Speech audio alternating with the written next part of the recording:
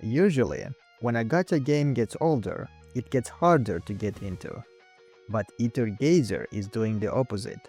If you start during this 2.5 anniversary update, you are walking away with more value than day 1 players ever got. Welcome, I'm 01. Whether you are a returning player or a brand new admin, this guide is your roadmap to the new update. If you find this helpful, don't forget to hit that like and sub button down below. Now, let's answer the big question. Why should you start playing Aether Gazer right now? Reason number 1. The free skin for Skuld.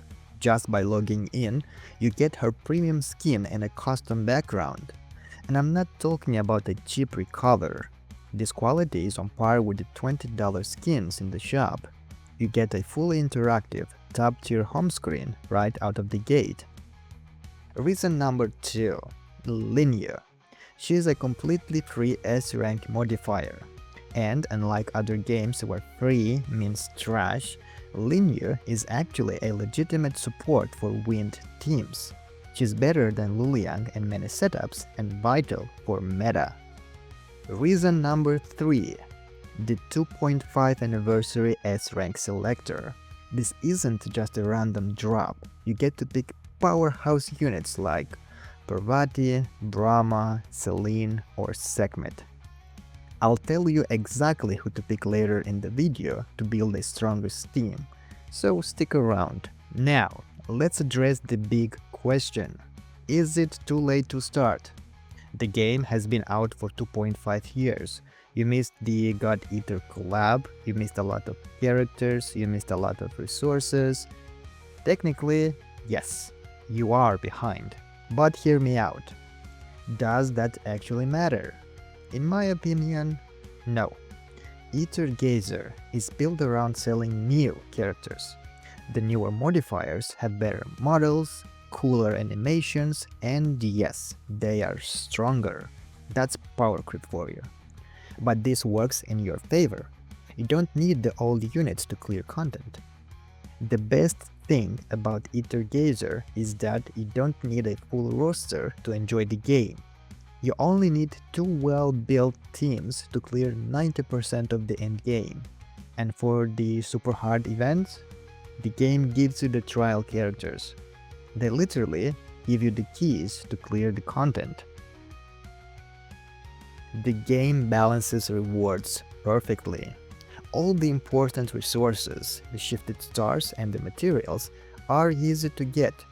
The super hard content only gives you maybe 10% more goodies. Think of it like finishing a delicious meal and then using a piece of bread to sweep the plate.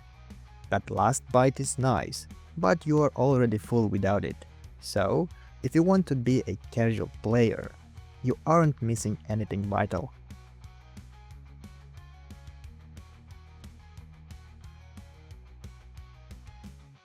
What about gacha? How free-to-play friendly is it? Honestly, it might be the most generous gacha out there. Let's look at the Functor banner first. This is arguably the best weapon banner in the entire genre. Why? Because there is no 50-50.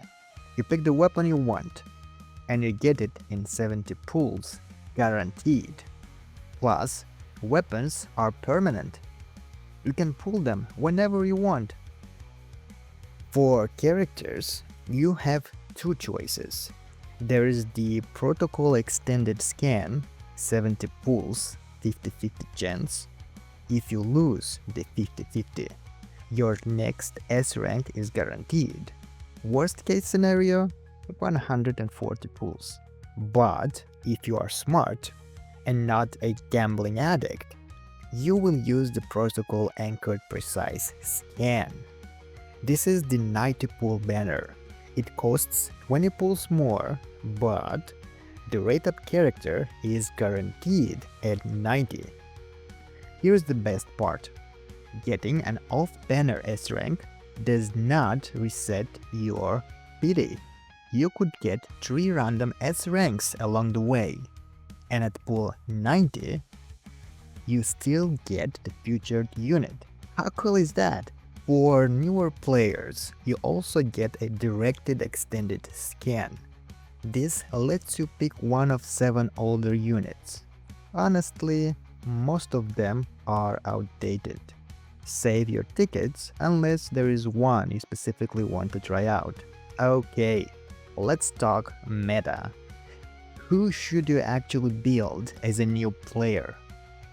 Well, if you want to be efficient, you should go for the Wind meta team, which consists of Parvati, Linyu, and Brahma. The strategy goes like this. First, pick Parvati from your 2.5 anniversary as selector.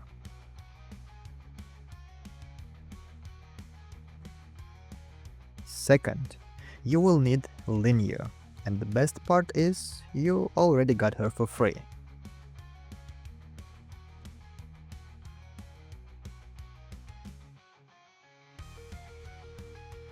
Third, use your saved pools to get Brahma from the Protocol Returnee Scan banner.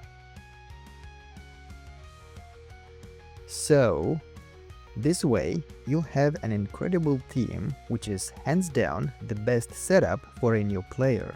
Parvati will be your main DPS. She hits hard but relies heavily on Linyu for survivability, which is perfect since, again, Linyu is completely free. To round it out, you'll use Brahma as your sub DPS.